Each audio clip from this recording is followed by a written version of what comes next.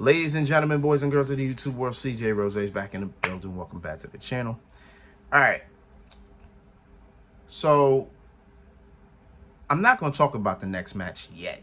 Instead, I'm going to talk about something that was advertised for the show. And it was the Grayson Waller effect. And his guest was the American Nightmare, Cody Rhodes.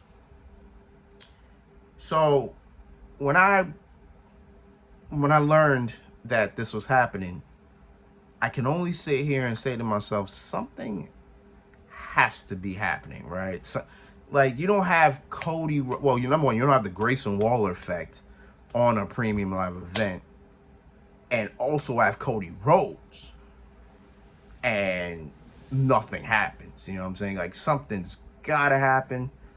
There has to be something. Like, it has to be something, right? Yeah, we about to talk about what the hell happened. Because let me just get into it, right? So Grayson Waller gets introduced, says, welcome to the Grayson Waller effect. Grayson Waller just says what he says, insults the people of Pittsburgh, all that. Then he introduced Cody Rhodes. Cody Rhodes comes out here, whoa, all that. So then Cody Rhodes is like, so what? Before he could even get it out, Grayson Waller interrupts and pretty much talks about, oh, well, you being on the Grayson Waller effect, you're getting that Grayson rub, that Grayson Waller rub, the Waller, I don't know what the hell he says. But he says, you're getting that rub and everything like that. You also said you have an announcement. So then Cody kind of just panders, yada, yada. I didn't care much for talking. I just want to know where we were going with this, right? Because it had to be something we were going to, right? So then he goes, hey, do you watch Monday Night Raw? Grayson Waller was like, oh, every Monday. Then he said, you watch NXT? He was like, yeah, absolutely. He also shouted out Carmelo Hayes. That was a good look. Then he says, SmackDown is a very interesting show. And he wasn't sure if he was allowed to say this. But then he says, ladies and gentlemen, the newest addition to Monday Night Raw is none other than main event Jey Uso.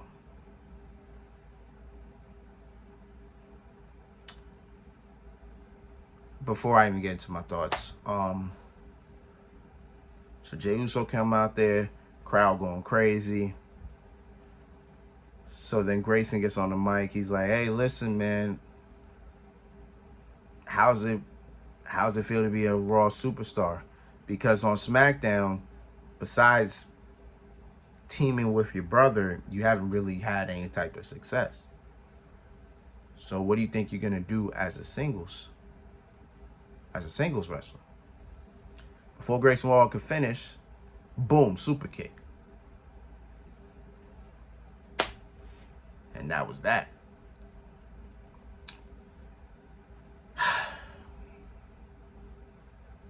I'm confused. I'm kind of confused, but I'm kind of not.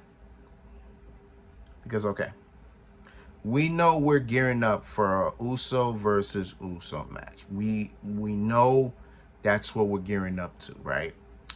And the rumors are that it's going to happen at WrestleMania, right? So now the question is, how are we going to get there? I guess this is the way we get here, right? We keep them both separated, right? Because my thing was, I'm not sure Jimmy Uso was ready. That's why I'm glad they didn't do that match tonight. Because I don't believe Jimmy Uso was ready. Jay's more than ready. Jay is 100% ready for anything. You know what I'm saying? At this point in time, bro, he is ready. Like, he's had matches with Kevin Owens, AJ Styles, Daniel Bryan, and, of course, Roman Reigns. So he's faced some top-tier talent as a singles wrestler.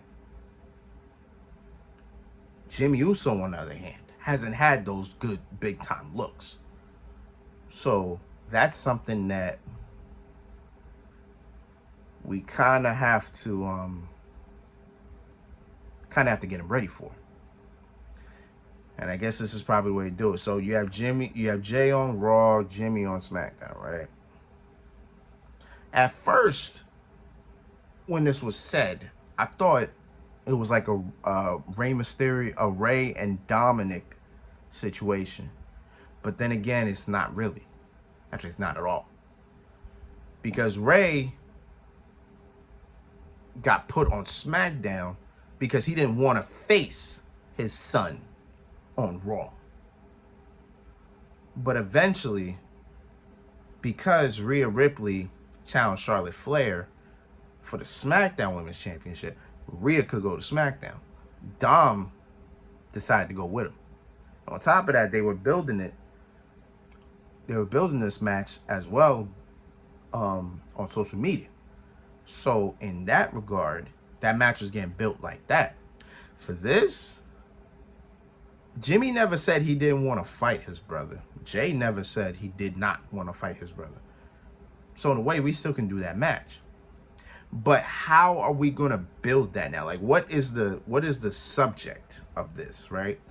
What exactly is the reason now? You dig what I'm saying? Like, with Ray and Dom, we know. I'm putting Ray and Dom because that's the only example I kind of have at this point. With Jimmy and Jay, okay, Jimmy screws him out the championship. Okay, cool. Then Jay super kicks him and then quits. Right?